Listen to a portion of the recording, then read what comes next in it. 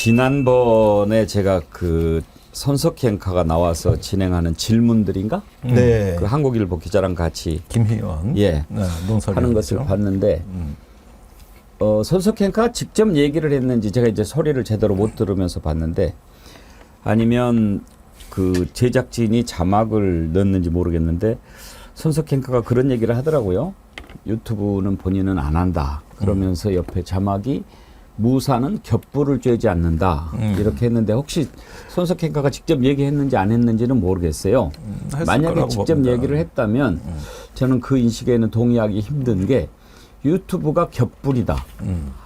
레거시 미디어가 본불인가. 거기에 대해서는 조금 성찰이 있어야 된다고 생각했어요.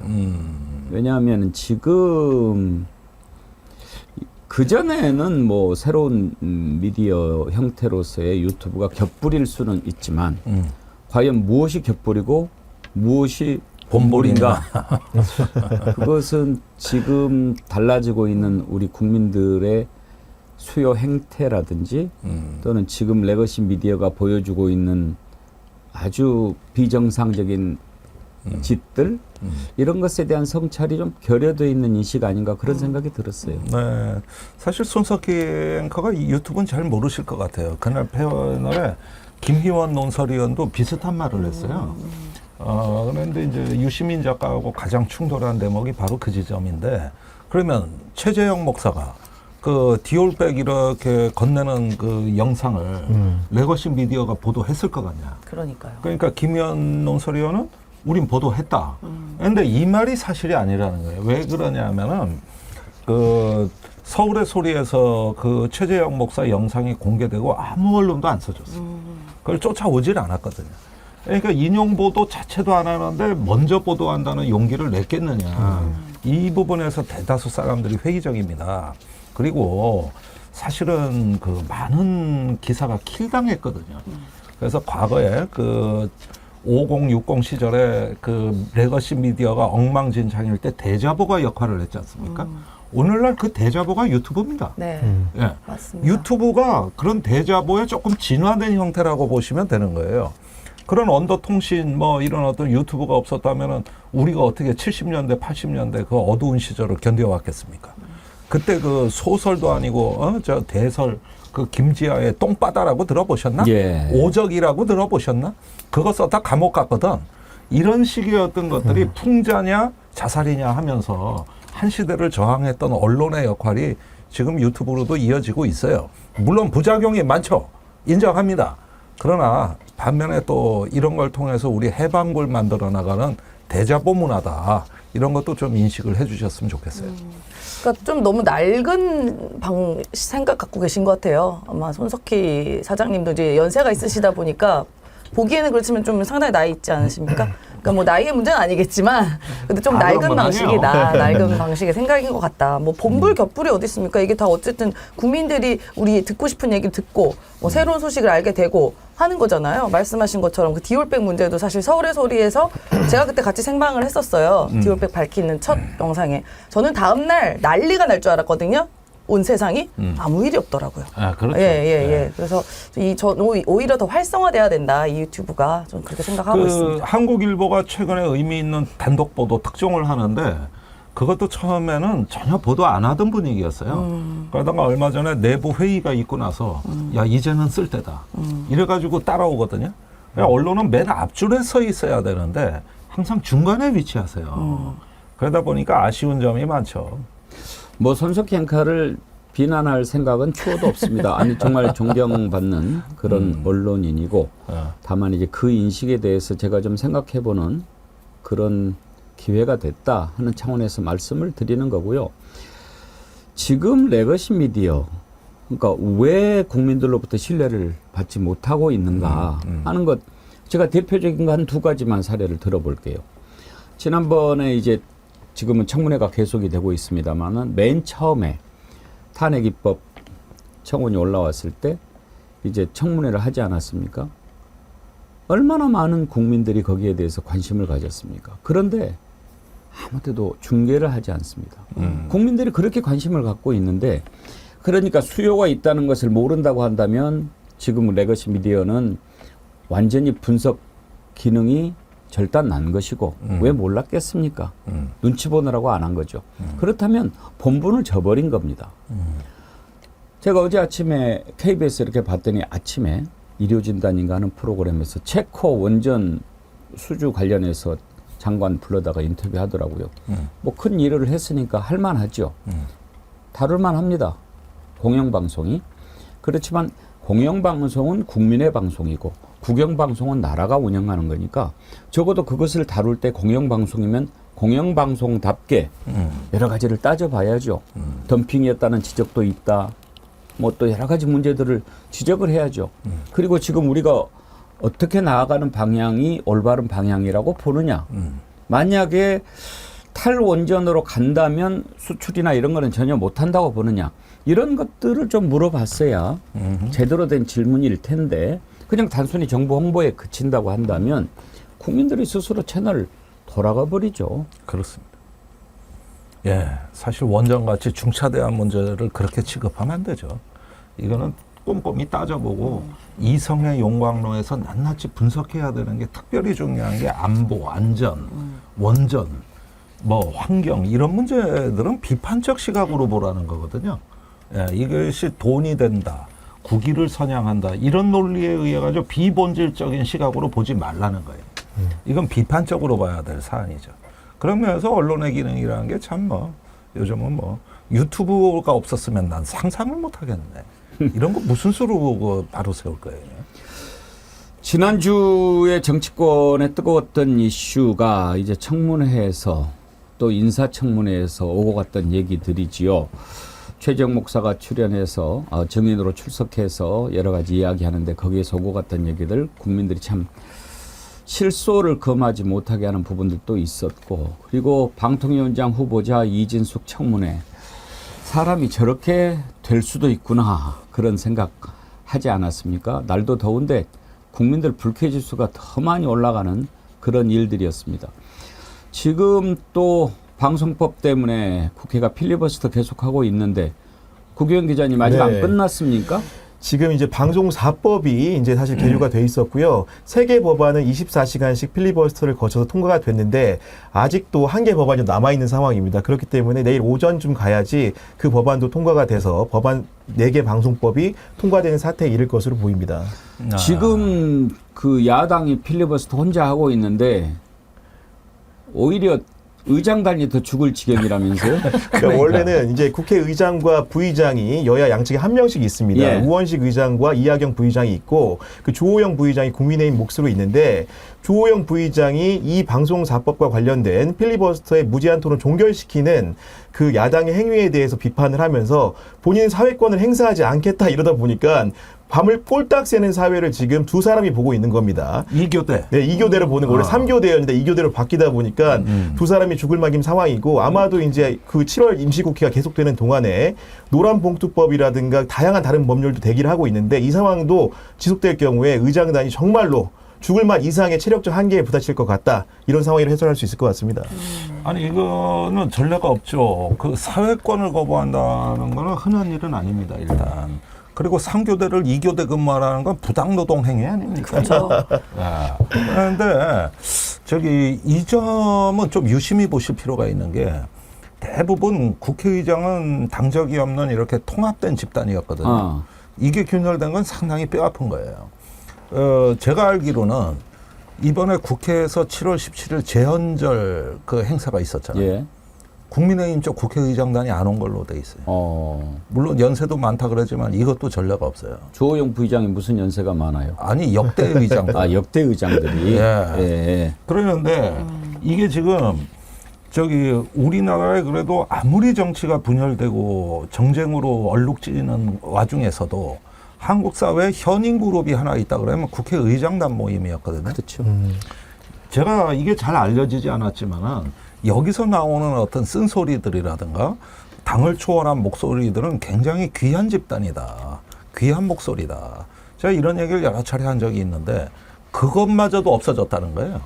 그랬더니 재헌절 행사도 반쪽 행사가 되고 말았다는 건데 이건 충격적입니다. 아니 재헌절이 무슨 당파적 회의입니까?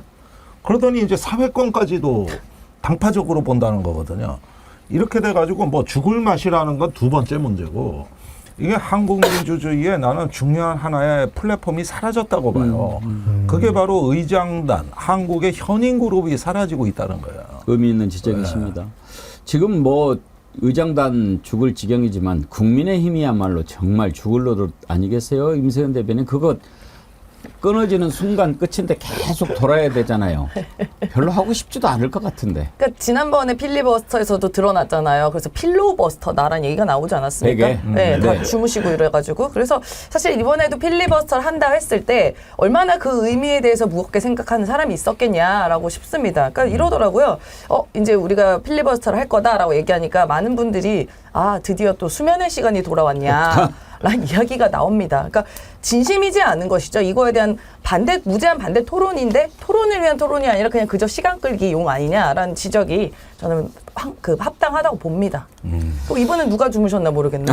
아니 이번엔 정신 바싹 정신 차렸어요? 왜냐하면은 그때 입 벌리고 자는 사진 때문에 네네. 김민전 의원 같은 경우는 평생 처음으로 그런 큰 충격을 받았다. 본인이 쌓아온 이미지가 한순간에 다 무너진 거예요. 네. 그 뒤로는요, 방 꼴딱 새며 듣고 있어요, 지금. 그땐 좀 근데 존 것도 아니고 그냥 아예 딥슬립 하지 않습니까? 아니, 코는 안 걸었나 뭐. 아니, 그런데 정작 본인은 심각한 타격을 했어요. 그래서 이게 이렇게 어떤 아무 생각 없이 초선의 정치를 시작했다는 게 이게 계속 따라다니니까 그 사진이. 이게 큰 타격이고 이런 점에서 지금 어떤 여사의 이미지 추락이나 이 국민의힘의 어떤 이미지 추락은 이게 동반하는 것 같아요. 여사님도 이번에 그러니까 이른바 검찰 소환 사건 있지 않습니까? 검찰 감금 사건이라도 얘기하던데요. 거기서 어떤 그 교포들이 미국 교포들이 보는 저널이 있습니다. 거기에 그 당시에 상황이 나와 있대요. 근데 이렇게 책상에서 조사를 받는 우리가 상식으로는 그렇잖아요. 그게 아니라 소파에서 조사를 받았다라는 얘기가 있어요. 그 소파에서 편안한 그 방식으로 뭐 다리도 꼬기도 하고 심지어 언성을 높이기도 했다는 얘기가 있습니다. 침대가 아니고 소파입니까? 다행히 소파더라고요. 좀 편안한 소파라고 하긴 하더라고요. 그래서 그게 과연 조사가 맞냐. 휴식하러 간 거다라는 얘기가 맞는 거죠. 언제까지 하는가 한번 봅시다. 이경란님. 이해가 안 되는 게 어차피 대통령 거부권 행사할 텐데 왜 저렇게 힘들게 필리버스터를 할까요? 결국에는 투표 결과가 다 보이는데 대통령한테 보여주려고 하는 거 아닌가요? 보고 있으면 답답해요. 그런데 일리 있는 아주 뭐 날카로운 우리 정어리원들이 정치 10단이라니까요. 박종성님은 이런 지적하셨어요. 구교영 기자님, 방송사법 4개 법안이 통과되는 사태 그게 사태입니까? 상황이라고 하셔야지요. 그랬는데. 죄송합니다. 제가 부적절한 용어를 쓴 부분을 시청자들에게 사과드립니다. 다음 주부터 여의도 시대 열린다고 했더니 아이고 제가 괜히 말씀드렸나 봐. 이런 거 이제 아무튼 뭐 감사합니다. 하영민님 여의도 입성 축하. 이삿짐 옮기시느라 힘드셨을 텐데 떡값에 보태세요. 정어리 TV 발전을 위하여 하면서 슈퍼챗 보내주셨고요. 변함없이님 더운데 여의도 사무실 꾸미느라 수고하시는 분들께 아이스 깨끼 쏩니다. 쪼사루스 조영래님 백운기의 정어리 TV 넓은 바다로의 항해를 축하합니다. 탄핵열차 차차차 챌린지도 참여 부탁드립니다 하셨고요. 동천성님 여의도 입성하시면서 커피 드세요 하셨는데 감사합니다.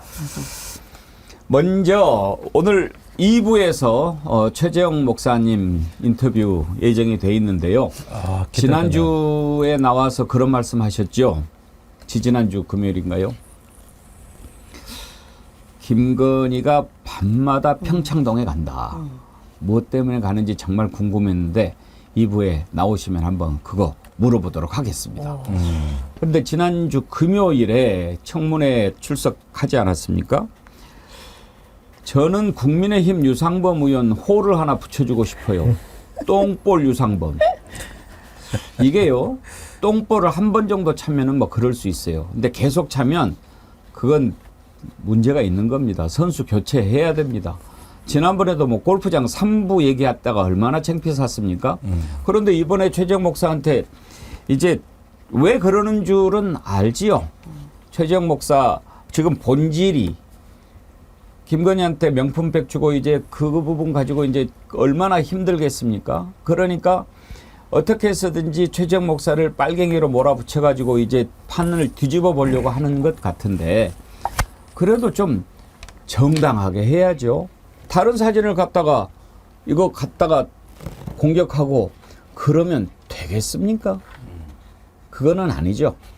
어떤 장면인지 여러분 아시겠지만 한번 다시 보시죠. 자, 우리 혁명 열사는 가서 참배하신 적 있는 거, 그럼 이 사진 맞죠? 네, 맞는지 안 맞는지 답변하세요. 저기는 제 사진이 아닙니다. 김정은 위원장 사진 아닙니까? 아, 오른쪽에 보세요. 오른쪽은 맞죠? 제북 인사묘입니다. 혁명 열사능이 전혀 아닙니다. 아, 다른 데입니까? 뭐, 대한민국의 국회 부의장 2분, 국회의원 24명이 안장되고 초대 서울대 총장 이춘호 박사, 초대 고려대 총장 알겠습니다. 현상유 박사가 묻혀있는 네, 그 알겠습니다. 묘지입니다. 네, 왜 알겠습니다. 혁명 열사능이라고 넘겨보세요. 왜곡을 하십니까? 아시면서. 자, 그래서 물어봤잖아요. 왜곡하지 아니, 마십시오. 왜곡한 게 아니라 그래서 확인해 제복 인사묘라고 분명히 써있는데 내가 왜 혁명 가만있어 봐요. 열사능이라고 왜곡을 합니까? 최중에 내가 말씀하십시오. 분명히 관계 맞습니까? 물어봤잖아요. 위에 내가- 타이틀이 있지 타이틀이 않습니까? 있고 왜 확인하는 거 왜곡을 아니에요. 하시냐고요. 타이틀을 왜 넘겨보세요. 붙이냐고요. 제복 인사묘라고 넘겨보세요. 책에도 써 있는데. 저런 거를 방귀 놈이 성낸다고 하는 거예요. 본인이 그렇게 해놓고 확인해 좀 그게 저건 정말 비양심적이네요. 아 진짜 너무 수준 떨어지네요. 특히 대한민국 국회의원 수준이 저 정도밖에 안 됩니까? 그 유상범 의원이 지난번에 3부 얘기하면서 골프 3부 얘기해서 별명이 유3부로 바뀌었잖아요. 근데 이젠 또 무슨 별명을 해야 됩니까? 근데 저는 최재형 목사님이 실수하신 게 있어요. 아시면서 왜 그러시냐 이렇게 했는데 모릅니다. 아 몰라요. 몰라서 하는 짓이죠. 그 왜곡이 저는. 아니고 오류입니까? 예, 몰라서. 그건 죄송하지만 유상범 의원 말이 맞습니까? 무식해서 나온 거죠. 저 아시면서가 아닙니다. 그러니까 저희 이제 보좌진 저런 거 준비했을 거 아니에요. 물론 모르긴 하겠지만은 제가 아는 사람 몇이나 되겠어요. 그러나 확증 편향은 있는 거예요. 그러니까 김정은 사진을 보니까 묘지네. 그런데 비슷하네. 이러면 이거는 같은 데야. 이건 같은 데 간 거야. 그러니까 그 3부도 똑같은 거예요. 3부 그날도 임성근 사단장이 그렇게 없다 그랬는데도 질의가 끝나고 마이크 꺼진 뒤에도 옆에 의원한테 자꾸 3부 진짜 골프라니까? 계속 그랬다는 거 아니야. 계속. 정말 확증 편향이네요. 네, 그러니까 이게 한번 그 무언가 선점된 인식이 있는 거예요. 그리고 한번 누가 이야기 스토리라인을 만들어주면은 거기에서 이 양반이 헤어나오질 못하는 게 사고 체계가 대단히 어떤 그 편향돼 있기 때문에요. 그래서 이런 확증 편향으로 세상을 보게 되니까 누가 항변을 해도 소용이 없어요. 안 들어. 예. 그러니까 이게 일종의 어떤 그 이성이라든가 상식의 눈으로 세상을 보기가 얼마나 어려운가. 특히 유 의원 같은 경우를 보면 그런 어떤 사례가 드러나는 건데, 특히 그 저 광신도들이 그래요. 어떤 신흥 종교 같은데 못 빠져나와요. 그래서 저건도 마찬가지입니다. 그래서 3부나 뭐 제복 인사묘나 이런 것들을 이제 이렇게 보면은 유상범 의원이 어떤 논리적 맥락을 구성해내는 사람이 아니에요. 그냥 막 그 어떤 낙인을 빨리 찍고 몽둥이로 어떻게든 두들겨 패야 된다. 이 마음이 너무 급한 거예요. 이게. 대한민국 검사 출신 아닙니까? 그야말로 검찰의 명예를 지금 실추시키고 있는 상황인데 3부권도 마찬가지입니다. 그걸 한 번만 생각해 보면 되고 그걸 이제 자기 딴에는 잡았다 이렇게 해서 하는지 모르겠지만 미리 확인해 보면 그런 망신 안 샀을 거 아닙니까? 3부 체크해 보래요. 그렇게 되면은 이 3부가 본인이 생각하기에 골프 3부일 것 같아도 맥락을 살펴보면 그 위에 몇십 몇 분 할 때는 다 아라비아 숫자로 써 있어요. 근데 여기는 그냥 한글로 3부 돼 있으면 이건 다른 3부라고 생각하는 것이 더 합리적이고 상식적이죠. 그런데 본인은 그냥 그걸 골프장 3부로 갖다가 하려다가 개망신을 산 거 아닙니까? 그 장면도 한번 보시죠. 이거는 골프 3부를 얘기하는 겁니다. 바로 붙어 있어요. 골프 얘기예요. 근데 이게 느닷없이 아니 보세요. 여기 보면 여기에 대한 답변이잖아요. 자, 경청해 주세요. 골프장에 3부가 있어요. 경청해 1부, 주세요. 2부, 3부가 있으니까 네. 자 여기서 3부 토건의 얘기가 왜 연결이 됩니까? 골프를 안 쳐보셔서 모르시는데 자, 임성근 사단장, 네, 그 골프장에 3부가 있습니까 없습니까? 충무대는 없습니다. 그럼 이날 그 다른 데는 있어요? 다른 데도 없습니다. 그런데 그럼 3부라고 한다는 얘기는 무슨 말이에요? 임성근 증인, 네, 그 해병대 골프장에 3부 있습니까 없습니까? 3부 없습니다. 4부도 없죠. 네, 그러면 3부 체크는 뭘 체크하는 거라고 생각하십니까? 저는 그 생각하지 못했습니다. 어쨌든 3부는 없다 이거죠? 네, 3부는 없습니다. 분명하게 3부는 없다는 것은 오늘 밝혀졌군요. 아이고. 제가 아니, 물어볼 때 예. 충무대는 없습니다. 그런 순간 표정이. 표정 한번 보십시오. 아니 근데 이건 제가 조금 설명을 해드려야 될 것 예. 같아요. 그러면 유상범 의원은 왜 저렇게 얘기를 했느냐인데 원래 제가 이게 누가 제보했는지 이제 거의 밝혀졌어요. 아, 예, 그 지난달 6월 25일 날 저 카톡방이 공개된 겁니다. 예. JTBC가 단독 보도를 한 거죠. 그 이튿날부터 저 멤버들이 움직였어요. 그래가지고 그 처음에는 여당을 찾아간 게 아니라 장경태 의원을 찾아간 겁니다. 민주당에. 그래가지고 지금 다 동일 인물 얘기한 거예요. 네, 그 골프 모임의 CC라고 내가 얘기를 할게요. 이 CC가 장경태 의원을 찾아가서 골프는 3부라는 걸 설득을 한 거예요. 장경태 의원한테. 그 보좌관하고 의원이 있는 데서 다 같이 들었대요.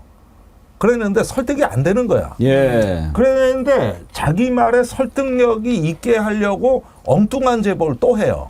그게 뭐냐 하면은 김계환 해병대 사령관, 카톡방의 멤버인 송호중 씨, 그 다음에 이제 이종호 씨, 이렇게 셋이 찍은 사진이 법사위에서 공개가 되고, 그 다음에 작년에 임성근과 이종호가 만났다. 이 제보도 합니다. 그러니까 장경태 의원은 깜짝 놀랄 거 아니에요. 그렇게 엄청난 제보를 분명히 임성근은 이종을 모른다 그랬는데 네. 만났다고? 그랬는데 그러면서 끼워 넣기로 파는 거예요. 그런데 3부는 골프입니다. 이랬던 거예요. 그런데 뒤에 제보한 그 증거, 이거 사진은 장경태 의원이 법사위에서 공개를 한 거예요. 여기 사진 말이야. 당신이 초대장 보내가지고 거 일사단에 와서 다 사진 찍었잖아. 예, 예. 이런데도 모른다 그래. 그러니까 모릅니다. 그러면은 여기까지는 그렇다 치는데 여기서 골프 3부 얘기는 장경태 의원은 빠진 거예요. 그건 말이 안 되니까. 그런데 그 동일 인물이 국민의힘을 또 찾아간 거예요.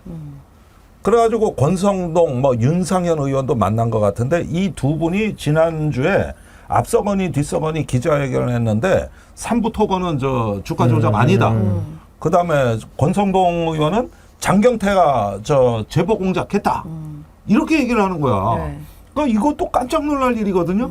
보니까 다 동일 인물이 여에 붙었다, 야에 붙었다. 야당 같다, 여당 같다. 이 짓을 한 거야, 지금까지 보니까.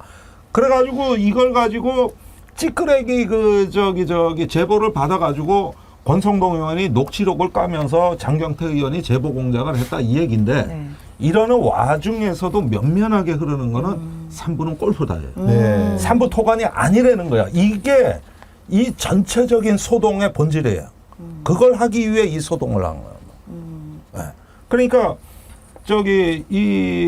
국회를 찾아간 이 시모 씨는 26일 날 카톡방이 보도되자마자 사실은 박정훈 대령을 찾아가가지고 김규현 변호사 믿지 마라 3부는 골프다 이랬는데 설득이 안 되거든. 네. 그래서 박정훈 대령의 그 해사 사관 동기생을 찾아가가지고 거기 가서도 3부는 골프다.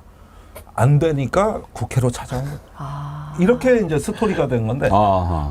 미꾸라지 한 마리가 온 동네를 다 이렇게 하니까 여야가 다 거기에 이제 네. 그런데 지금 그 문제의 인물 중에 하나 이종호가 예. 김규현 변호사, 그다음에 김종대 의원님, JTBC를 허위사실 적시 명예훼손 혐의로 고소했다고 그러던데요. 그렇습니다. 거기에도 이 CC가 들어가 있어요. 그 카톡방 멤버들이 거의 다 들어가 있어요. 고소당한 기분이 어떠세요? 아니 나는 여러 차례 얘기했지만 이건 굉장히 잘된 일이다. 오히려. 예, 잘된 일이고 특히 김규현 변호사가 너무 외롭게 싸우길래 우리가 기성세대로서 같이 고소당함으로써 내가 그 옆에 설 수 있게 됐다. 당사자로서. 그런 면에서 김 변호사가 오히려 많은 위로를 느끼고 힘을 받지 않을까 해서 잘된 일이라고 생각한다. 예.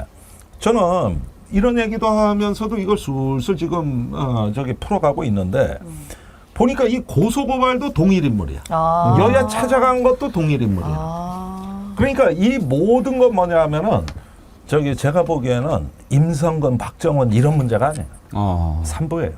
예. 이게 본질이에요. 삼부가 본질이군요. 예, 이거는 지난달에 26일 날 JTBC 그 카톡방이 터진 이후로 지금까지 매우 일관된 흐름이에요. 그랬는데 지금 제가 보기에는 조국혁신당이 이 삼부 문제에서 네. 가장 앞서가고 있습니다. 네. 그래서 이제 자체 위원회도 만든다 그러니까 이제 지켜봐야겠습니다만은 무언가 뭐 임성근 뭐 로비설 뭐 어떻게 되든 간에 그거는 나중에 이제 자기들의 허풍으로 몰아가더라도 삼부만큼은 불똥 튀는 걸 막아야 되겠다는 생각이. 예. 난 엘사님, 배공기 앵커님, 우리도 3부 준비해야 되겠네요. 이상부님, 유상범 되로 주고 말로 받는 유상범, 호는 말로로 합시다. 모모님, 침대는 과학이다, 3부는 이자다. 이것도 참 날카로운 지적이십니다. 그러니까 이게 국민의힘도 의원들이 방탄은 해야 되겠는데 얼마나 정보가 없으면 저런데도 훌러덩 이렇게 넘어가는 거 보면은 참 지금 그 당의 상황이라는 게 가히 짐작이 가지 않습니까? 그러니까 이게 골프 3부가 있는지를 확인하는 거 너무 간단하거든요. 그러니까 알아보면 되잖아요. 있냐 없냐. 지금 방금도 임성근 사단장이 없다 바로 이야기할 만큼 없는 게 확실시 되는데 그거를 모르고 갔다면은 저 진짜 능력 없는 거고 제대로 일 안 하는 겁니다. 알고 하는 거면은 쉴드 치려고 하는 거고. 그러니까 말씀하신 것처럼 뭐 여야 다 왔다 갔다 하면서 결국은 3부를 가리기 위한 미끼를 더 투척한 거 아니에요. 예를 들면. 그러니까 그만큼 이 3부가 핵심인 것 같다. 이걸 가리기 위해서 지금까지도 노력하고 있는 거 보면요. 임재현 부대변인 말대로 군에서 사실은 자료 제공을 의원들한테 다 했습니다. 35개 체력 단련장이 있는데 자료 요청을 하면은 실제로 1부, 2부 운영되는 골프장들 알려줬고요. 실제로 3부가 없다는 것들은 국방위에 제출된 자료만으로도 엄정히 다 확인된 사안입니다. 반면에 실제로 3부 토건의 주가 조작 3부는 명확하게 공개된 사실만으로 상당한 의심이 갑니다. 왜냐하면 5월 14일에 그 채팅방에서 3부 체크라는 말이 이루어진 이후에 5월 17일 정부가 우크라이나 재건 사업을 발표했고요. 그 다음 19일부터 거래량이 급증을 하기 시작합니다. 2달 동안 무려 5배나 올랐고요. 심지어는 5월 22일에 폴란드에서 열린 우크라이나 재건 사업에 3부 토건이 주체로 참여하는 일이 벌어지면서 이게 실제로 이제 선행 매매를 통한 주가 조정이 상당히 의심되는 상황입니다. 이런 정도의 자료가 있다 보니까 정무위에서 굉장히 질의가 있었고 금융위원장 청문회라든가 금감원장을 상대로 한 현안 질의를 통해서 어떤 결과가 빚어졌냐 결론적으로는 한국거래소에서 이상거래 심리 절차에 돌입을 했고요. 이거는 기본적으로 금감원 조사 1국의 관장하에서 진행되는 상황에 이르렀습니다. 그 굉장히 거기도 공수처 비슷한 상황이 벌어질 거예요. 하려는 세력과 막으려는 세력이 충돌합니다. 지금 공수처가 외압수사 하려는 세력하고 막으려는 세력이 안에서 북새통 이루고 있지 않습니까? 그러니까 힘겨루기를 하고 있는데 금감원도 비슷한 양상으로 전개될 거다. 그러면서 시스템에 안 걸린 걸 해도 되느냐. 시스템에 그럼 안 걸리게 하지 누가 걸리게 주가 조작하냐. 이 두 가지 논리가 맞서는 거예요. 그러면은 이종호는요 이런 부분을 모르는 사람이냐. 이 사람 프로입니다. 제가 말씀드리지만은 라임 사태, 도이치 주가 조작 다 내막을 아는 사람이에요. 이 사람 프로 중에 프로입니다. 그러는데 뭘 걸리게 그걸 시스템에 뻘건불 들어오게 해. 그런 아마추어가 절대 아니고 이 사람은 정보력이 정확하고 말이 일관된 사람이에요. 절대 허투루 하지 않습니다. 이번 주 금요일에 또 우리 김규현 변호사님 인터뷰가 예정이 돼 있으니까요. 또 그때 또 그 내용 자세히 한번 물어보도록 하겠습니다. 댓글들을 많이 보내주셨는데 살기 좋은 내 나라님 공부머리하고 거짓말머리는 틀림이 확정. 건의도 공부는 못했지만 거짓말은 박사급. 그거 좋은 얘기네. 예, 아주 아이디를 빵으로 쓰시네. 최신 아이디인데 이번에 새로 만드셨나 봐요. 호를 붙여주셨네요. 참빵 이진숙, 삼부 유상범, 숙면 김민전. 예. 그런데 이 최재형 목사님 나와서 이렇게 청문회를 하는데 조배석 의원이 한 얘기, 이건 좀 너무 심했죠. 들어보시죠.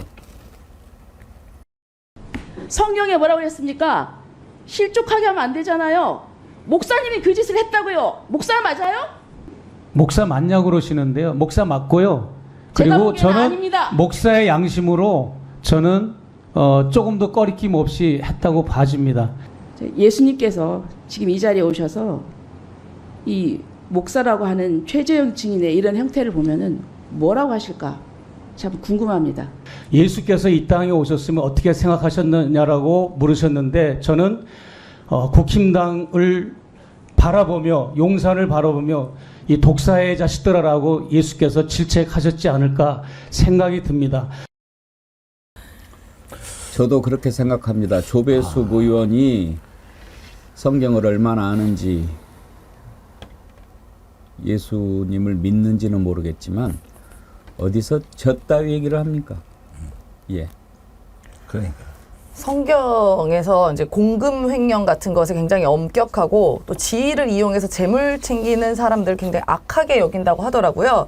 그러니까 이제 완전 다른 이야기를 하고 있는 거죠. 그러니까 우리 김건희 씨가 구약 성경 다 외운다고 하지 않습니까? 그리고 카톡의 내용에서도 봐도 최재형 목사의 카톡에서도 본인이 성경 다 너무 잘 알아가지고 무당한테까지도 성경 가르친다 해요. 그렇게 가르친 성경 잘못 배우신 겁니다. 다시 배우셔야죠. 저는 정말 할 수 있는 질문이 있고 해서는 안 될 게 있는데 저런 얘기를 해서는 안 되죠. 자기의 양심에 끝까지 팔아버리는 저런 모습을 어떻게 보여줄 수 있습니까? 그러니까 함부로 의정단상에서 종교를 끌어들이는 발언 자체가 원래는 금기시되는 거예요. 그럼요. 이게 신앙의 문제는 믿음의 문제고 내면의 문제입니다. 그런 문제를 어떻게 검증 대상에 올립니까? 그 자체가 폭력인 거죠. 그러니까 사실은 그 내면의 양심이라든가 이런 거 혼자 간직하는 것이고 그것으로 인해서 표출되는 행동이나 말이 정당하냐 아니냐 이런 걸 따지는 게 공적인 업무인 것이지 그 내면 자체를 문제 삼고 있잖아요. 이건 폭력이에요. 이건 굉장한 어떤 월권이자 이거는 국회의 어떤 만용이라고 생각이 되는 거고 이런 질문 자체가 일단 본인의 품격을 그대로 민낯으로 드러내 보여주는 거니까 그렇게 얘기하면은 종교나 이런 어떤 이데올로기 같은 게 의정단상에서 논의된다 그러면 영원히 이 공적인 어떤 정당성을 확보할 수가 없는 겁니다. 저는 가끔 윤석열 부부가 이렇게 카메라 찍기 위해서 종교 행사장에 가서 기도하고 이러는 모습 보면서 물론 쇼인 거 알지만 눈 감고 무슨 기도를 할까 그런 생각 가끔 합니다. 네. 조는 거겠죠. 그렇게까지는 아닌데 일단은 간 거는 그건 그 자체로 자기 양심에 따른 거니까 누가 시비 걸 수 있는 문제는 아니에요. 갈 수도 있는 거예요. 하도 새벽에 카톡이고 전화고 많이 하시니까 졸리실 것 같고 또 대통령께서는 또 밤낮 없이 술 드시니까 또 수칙 때문에 졸리죠. 그 문제도 이따가 최재형 목사님한테 한번 물어보려고 하는데 새벽 3시, 4시까지 왜 그 짓을 하고 있습니까? 네, 메시지가 참 엄청나죠. 지난번에 우리가 새벽 3시에 이렇게 문자질을 한 것을 한번 이렇게 보여줬는데 애청자님 한 분께서 도저히 믿기지 않으니까 그런 글을 올리셨더라고요. 좀 팩트를 체크를 해 보셔야 될 겁니다. 그럴 리가 없을 수도 있습니다. 새벽 3시에 문자를 하겠습니까? 아마 이게 공개를 한 게 최재형 목사님 핸드폰이니까 최재형 목사가 미국에 있을 때 그때 카톡을 했으니 미국 시간이 새벽 3시로 돼 있지 않았겠습니까? 그게 좀 합리적일 수 있겠다 싶더라고요. 우리가 상식적으로 새벽 3시에 그 카톡을 이렇게 하는 거 쉽지 않잖아요. 근데 지금 보니까 새벽 3시, 4시에 했더라고요. 네. 올빼미. 자, 이분을 위해서 남겨두기로 하고 지난주에 정말 또 화제 인물 단연 워스트 꼽힌 이진숙 한번 보지요. 우리가 그 사흘간 청문회를 통해서 도대체 저 사람이 왜 저 자리를 가려고 하는가 이해가 안 됐지요. 가장 분개하는 지점은 역사관이었습니다. 5.18을 폄훼하는 것에 좋아요 눌렀다가 그것 잘못됐다고 지적하니까 손가락 운동 조심하겠다고 이따 이야기를 했던 그 주둥이죠. 그런데 위안부 문제에 대해서 질문을 했는데 답을 할 수가 없다고 그래요. 강제로 끌려갔냐 자발적으로 갔냐 그걸 물어보는데 왜 답을 못합니까? 보실까요? 위안부입니까? 아니면 강제입니까? 아니면 자발적입니까? 논쟁적인 사안이기 때문에 답변하지 않겠습니다. 도대체 뭐가 논쟁적이라는 겁니까? 일본군 위안부 문제가 개별적인 사안입니까? 아니 김 의원님 우리나라의 장관급 공직자가 되겠다는 후보입니다. 그러면은 위안부가 자발적으로 간 거냐 강제 동원된 거냐라는 것에 대해서 얘기를 못 하겠다. 어떻게 받아들여야 됩니까? 굉장히 그 위험한 사고방식인데 평소에 뭐 5.18도 북한군이 사주한 폭통이라는데 좋아요를 누르신 분 아닙니까? 그래서 이 일련의 어떤 그 흐름들을 보면은 이분의 어떤 사고방식이 이제 그거 뉴라이트의 이너서클에 있구나. 그리고 그게 오늘날 저 자리에 앉아있는 이유가 되는구나 하는 뒷배경을 짐작하게 하는 부분들입니다. 그리고 다른 어떤 그 증언들하고 이렇게 전부 다 통합을 해서 우리가 보았을 때 굉장히 위험한 인물이다. 굉장히 위험하다. 앞으로 실제로 저런 망언은 방통위원장 맡고서도 얼마든지 하겠구나. 이런 부분에서는 그게 언론관을 구성하는 것이고 그렇게 되면은 이제 가는 방향이 보이는 것이죠. 그리고 사실은 말이에요. 저런 발언은 아무리 극우건 뉴라이트건 간에 이명박 박근혜 때도 못했던 말이에요. 그때 공직자가 저런 말을 한다는 거는 거의 뭐 일면 톱으로 아주 뭐 발칵 뒤집어질 일이거든요. 근데 오늘날은 저런 사람들이 많아졌어요. 우리 공직사회에 많아졌다고.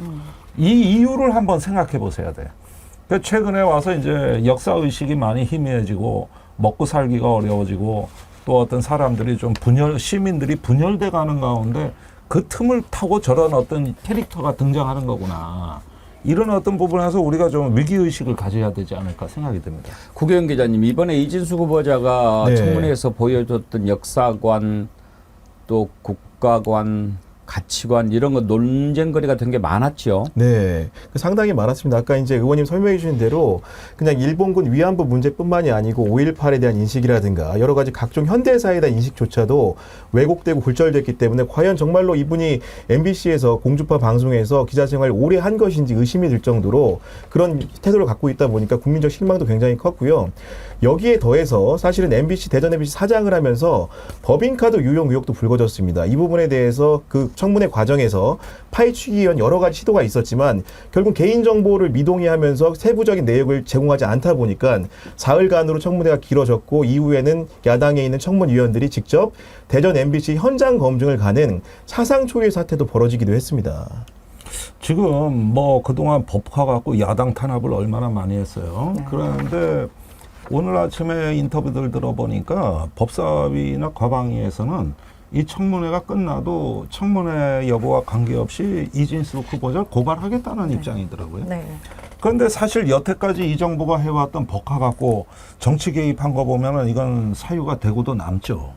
특히 새벽 4시에 집 앞에서 그것도 커피 한 잔 먹은 거에 공무라고 한다든가 빵을 한꺼번에 100만 원어치를 주문한다거나 뭐 이런 것들 또 냉장고에 먹다만 와인이 있는데 그거 비싼 거더라고. 뭐 이런 거라든가 그러니까 이런 부분들이 쭉 우리가 흐름으로 봤을 때 이게 무슨 의미가 있냐 하면은 다 내 거예요. 그러니까 굉장히 특권 의식이 강하신 분입니다. 그리고 이 법화만 문제가 된 게 아닌 걸로 알아요. 제가 알기로는 그 경영본부에서 하는 외부 손님의 선물은 그 법화가 아닌 다른 카드로 또 결제한다는 거예요. 그러면 외부 선물이나 뭐 빵이나 와인은 얼마든지 다른 경비 지출도 가능하다는 건데 여기에 법화까지 끼어든 거거든요. 그러면 이게 그 대전 MBC 자체를 자기 어떤 사유물로 본 것이 아닌가. 그리고 왜 이렇게 도덕 감각이 무디고 다 내 거라고 생각하는 건가. 그건 우월감이에요. 제가 보기에는 어떤 거기서 나오는 나는 이래도 괜찮다. 내가 일하는데 누가 뭘 하냐 하는 어떤 자기 우월감이자 특권 의식인데 그게 바로 오늘날 야당을 공격했던 그 논리입니다. 뭐 법인카드뿐만 아니라 지금 또 최근에 나온 거는 퇴사 직전에 무단 또 해외 여행 갔다는 게 들통이 나지 않았습니까? 그때 이제 휴가를 내고 갔냐? 보니까 휴가 내역도 없어요. 그럼 출장을 갔나? 출장 내역도 아니에요. 그냥 여행을 간 겁니다. 본인이 무단으로. 어떻게 일반 회사에서 이렇게 되면 바로 이거 심할서 쓰고 어떻게 보면 경질도 될 수 있는 사안입니다. 그런데 아무렇지도 않게 이렇게 무단 행위를 혹은 범법 행위를 톡톡하고 법카 같은 경우에도 보통의 그 일반적인 정해진 금액보다 2배 이상을 매달 썼다는 거 아닙니까? 이건 사실 배임이고 횡령이죠. 어떻게 보면요. 심각한 불법 사유입니다. 오히려 제가 보기엔 생활비로 쓴 거예요. 네, 맞습니다. 자기 어떤 자기 개인적인 필요를 법카로 처리한 겁니다. 이게 요즘 같은 사회에서 상상도 못할 얘기죠. 생활비니 뭐니 일단 그 공적인 일과 사적인 일에 대한 개념이 구분이 안 되는 거죠. 안 돼요. 그게. 예. 그래서 그렇게 하는 거지. 뭐 이렇게 뭐 다른 차원이라고 볼 것도 말 것도 없다고 생각합니다. 네.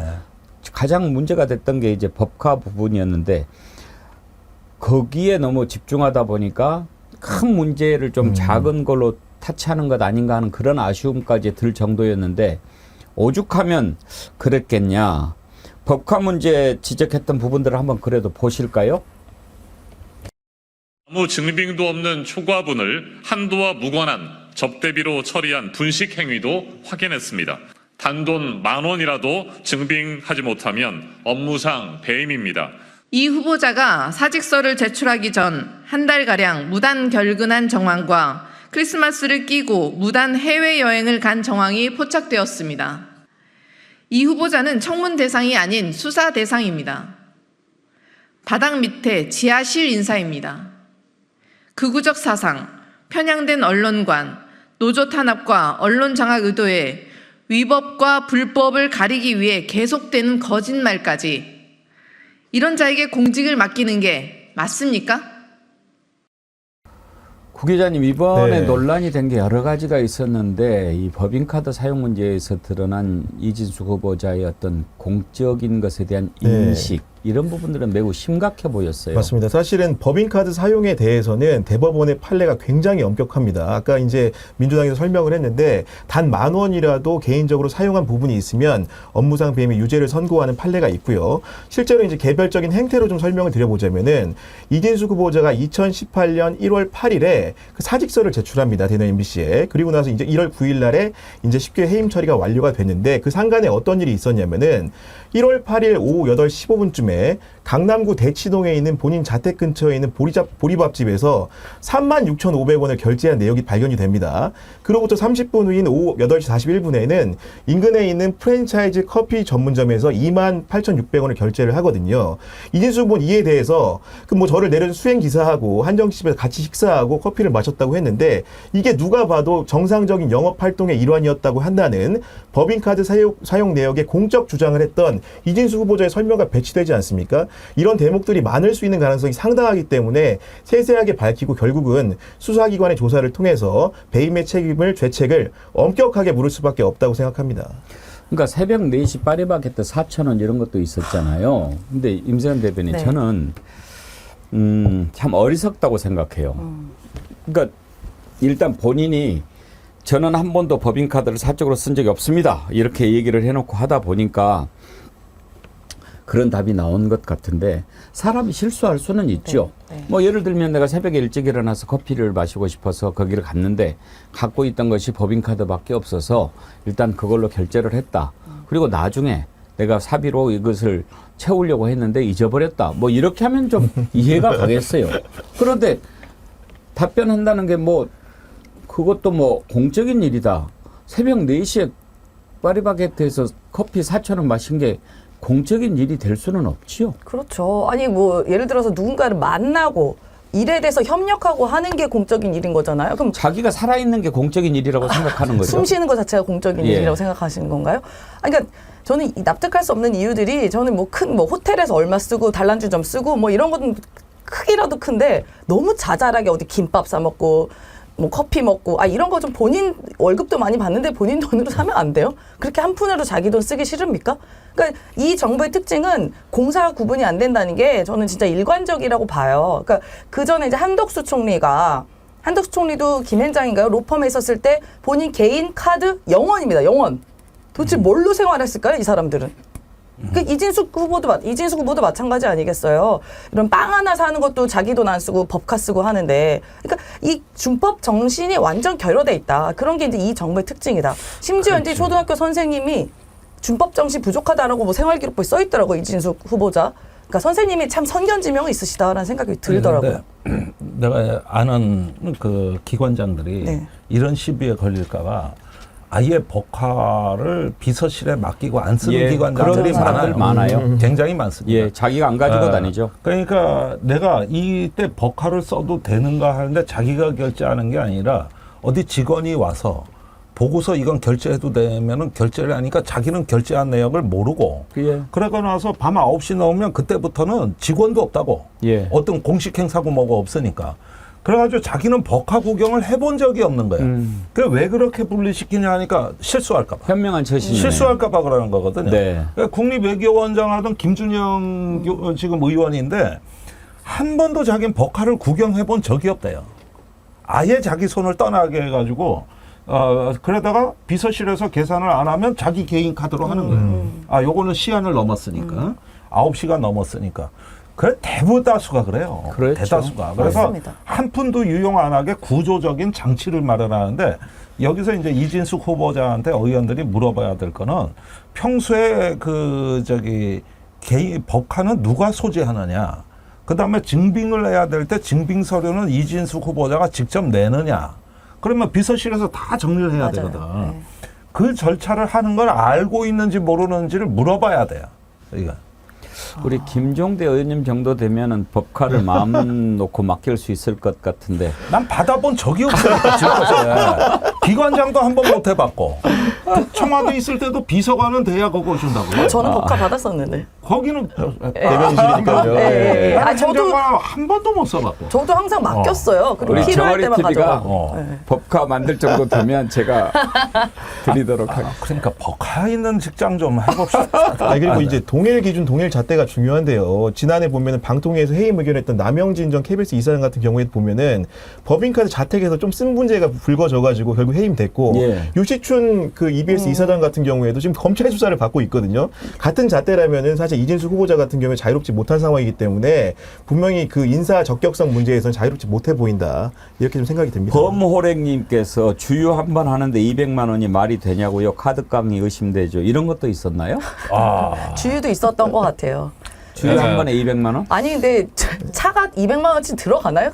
차 터질 것 같은데요. 200만 원치 주유는 하다가는요. 그러니까 여기 보세요. 이진수 후보자 그동안 돈 쓴 거 보면은 빵 100만 원치 배 터집니다. 그거 다 먹다가요. 근데 본인이 뭐 다 들고 갔다는 거 아니에요. 이걸 이제 280g 기준으로 계산을 해보면 군장 4개의 빵이 들어요. 군장 4개 빵을. 그 어떻게 앞뒤 옆 뭐 어떻게 들고 가나요? 그 빵? 참. 우리가 전화한 거 들었잖아요. 뭐 이 기프티콘으로 뭐 좀 받을 수 있냐 뭐 이런 이야기 하는 거 보았는데 하여튼지 여러 가지로 자격이 안 되는데도 그러니까 그건 사실 나라를 위해서도 불행하지만 본인을 위해서도 불행한 겁니다. 자기가 맞지 않는 곳에 가는 것은요. 한 가지만 더 짚어보도록 하지요. 사도광산 이제 세계 유네스코 문화유산에 등재가 됐는데 우리나라가 오케이를 해줬다는 겁니다. 지금까지 우리가 반대한 이유는 그러면 도대체 무엇이었을까요? 그동안 우리가 부당하게 반대했던 것일까요? 참 이걸 보면서 가슴이 답답한 국민들이 많았을 텐데요. 민주당의 박찬대 원내대표를 들어보죠. 사람에게 충성하지 않는다던 대통령이 일본에게 충성하고 있는 겁니까?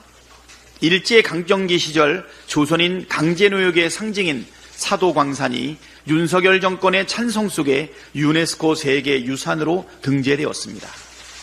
일본의 전쟁 범죄 왜곡에 거수기를 자처하니 대한민국 정부인지 일본 총독부인지 헷갈릴 지경입니다. 지금도 일본은 조선인 동원의 강제성을 조금도 인정하지 않고 있습니다. 그런데도 정부는 사도광산에서 한참 떨어진 곳에 관련 전시물을 설치하겠다는 일본의 공수표만 믿고 덜컥 이 일을 저질렀습니다. 지난해에는 오므라이스 한 그릇에 강제징용 피해자들의 피눈물을 팔아먹더니 이번엔 사도광산 문제까지 일본에 퍼준 꼴이 됐습니다. 오죽하면 일본 내에서 독도 문제까지 윤석열 정권 임기 내에 해결해야만 한다는 목소리까지 나오겠습니까? 정권의 외교 무능과 참사에 대한 철저한 진상조사와 더불어 그에 따른 엄중한 책임을 반드시 묻겠습니다. 김종대 의원님, 일본은 할만할 거예요. 윤석열 대통령이 있을 때. 지금 일본 외무성 같은 경우는 만세 부르고 있죠. 완벽한 승리니까요. 그리고 사실은 지난 정부에서 박근혜 정부 때 이 문제가 가장 불거졌는데 그때 이 문제를 풀던 실무자가 지금 조태열 외교부 장관이에요. 예. 그때 우리가 강제동원이란 문구를 넣는데 성공했거든요. 그래가지고 그때 우리가 큰 외교적인 그래도 박근혜 정부지만 성과를 거뒀고 협상을 참 잘했다. 이런 어떤 그 평가는 나름 받았었는데 그 외교부가 지금 180도 바뀐 일본에 항복을 했으니 이거야말로 진짜 일본 외무성은 아마 이 일본 외교 역사상 이런 식의 퍼펙트한 승리가 있었을까? 예, 거의 뭐 지금 게임하는 족족 그냥 완승을 거두고 있어요. 후쿠시마 오염수 문제도 그렇고 지금 도대체 우리 정부가 일본 총독부 밑에 있어도 이렇게 못하겠어요. 그때 깨갱하는 소리라도 냈을 텐데 지금 산케이 신문 보도를 보면은요. 사도광산 조선인 노동자 전시는 필요하지 않다. 이런 제목의 사설을 벌써 실었어요. 그러면서 사도광산 전시에 한국의 관여를 허용하겠다는 말이냐? 그렇다면 절대로 받아들일 수 없다. 저런다고. 이런 사설을 쓴 거예요. 네. 그러니까. 이게 더 기가 막힌 일은 일본 그 언론에서 이렇게 메이저 언론 이런 비판을 하고 있는 건데 실제로 우리 언론들이 사도광산에 있는 아이카와 향토 박물관 쉽게 얘기하면은 이번에 이제 조선인 노동자들이라고 본인들이 표현하는 강제 노역의 현장을 기술한 전시관에 가봤는데 그 전시관의 꼴이 또 가관입니다. 사도광산 본체하고 2km 떨어져 있고 대중교통으로도 접근하기 어려운 곳에 있는 데다가 그 외관 자체가 2층짜리 굉장히 그런 향토적인 말 그대로 이름 그대로 누추한 곳이고요. 그 안에서도 5개 방이 있는데 그중에 하나 전시실을 겨우 빌어서 임시적으로 쓰는 곳입니다. 거기다가 내용이라도 괜찮으면 좋은데 강제의 노역이라는 표현이 들어있지도 않고요. 그러니까요. 결국은 이런 부분들이 우리 언론들이 봤을 때는 정말 가보고 실소를 금치 못할 수준으로 이렇게 하면 세계문화유산에 등재가 된 상황인데 일본 언론은 많이 말에 탄 듯이라도 한 듯 이렇게 정부를 옹호하면서 한국 정부를 비난하는 지경에까지 이뤘다는 게 참으로 참담합니다. 임세현 대변인, 네. 도대체 윤석열 대통령이 어느 나라 대통령이 하는 얘기가 나올 정도 아닙니까? 네. 지금 사도광산 하는 조건으로 뭐 우리가 그런 거 하는 거 좀 알려주는 정도라고 하는데 알려주는 것커녕 강제 연행, 강제 동원, 강제가 포함된 용어는 사용되지도 않았잖아요. 네. 왜 우리가 사도광산이 세계 유네스코 문화유산 등재되는 걸 반대했습니까? 그런 아픈 역사가 있기 때문에 그런 거 아니었어요. 맞습니다. 그리고 군함도 등재 당시에도 강제 노역 인정하고 조선인 피해자 기르겠다고 했었어요, 일본이. 근데 그거 어겼습니다. 그래서 오죽하면 유네스코가 그 당시 또 강한 유감을 표현했을 정도였어요. 전체 역사를 제대로 반영하라라고 이야기를 했는데요. 그러면 이번에 사도광산 등재에 앞서서 우리가 이제 강제 노역이었다는 것을 좀 확답받고 뭐 사과를 받고 진정성 있는 조치를 요구를 해야 되는 겁니다. 왜 우리가 이걸 선뜻 나서가지고 먼저 처리를 해줍니까? 예전에 그런 이야기가 있어요. 우리가 뺏긴 것은 되찾을 수 있지만 준 거는 다시 되찾을 수 없다는 얘기가 있는 거 아닙니까? 근데 지금 윤석열 정권은 이 일본에 대해서 이렇게 한없이 작아지는 모습을 그동안 계속 보여줬어요. 대법원 판례까지 난 그 강제동원 변제안에 대해서도 그걸 법 판결까지 어겨가면서 일본의 변상을 취소해주지 않았습니까? 그리고 이제 후쿠시마 오염수 같은 경우도 우리가 나서서 안전성을 막 입증하려고 하고 있고 이번에 문제도 마찬가지고요. 그러면 우리에게 실익이 과연 있냐? 그 외교의 본질은 국가가 뭔가 이익이 있어야 되는 것이 기본 아닙니까? 그러면 우리한테 무슨 실익이 있냐를 살펴봐야 되는 거예요. 뭐가 있습니까? 단 하나의 실익도 없어요. 아, 그거는 뭐냐면은 이게 딱 그 이론 정리가 돼 있는데 윤 정부가 일본하고 하려는 거는 중군사 동맹이에요. 이거를 가속화하고 있다. 그런데 이 역사 문제가 걸림돌이 된다고 보는 거예요. 왜냐? 일본이 불쾌해하니까. 그래서 이게 지금 역사 문화 문제를 제거하고 동맹을 촉진한다. 여기에 일단 그 방향성이 맞춰져 있다 보니까 이런 현상이 나오는 거거든요. 즉 역사와 외교를 주변화하고 수단화하고 배제하는 거면서 안보의 가치가 그걸 다 압도해버려요. 예, 이런 상황이 되는 거죠. 그래서 안보가 좋아졌냐? 뭐 그거는 또 따져볼 문제입니다. 사실은. 이러다가 이제 우리 시민들이 어떻게 생각하냐면요. 이러다 독도도 넘기겠다는 얘기까지 나옵니다. 독도 문제 네. 얘기하고 있어요. 일본에서 이미 뭐 얘기하고 있습니다.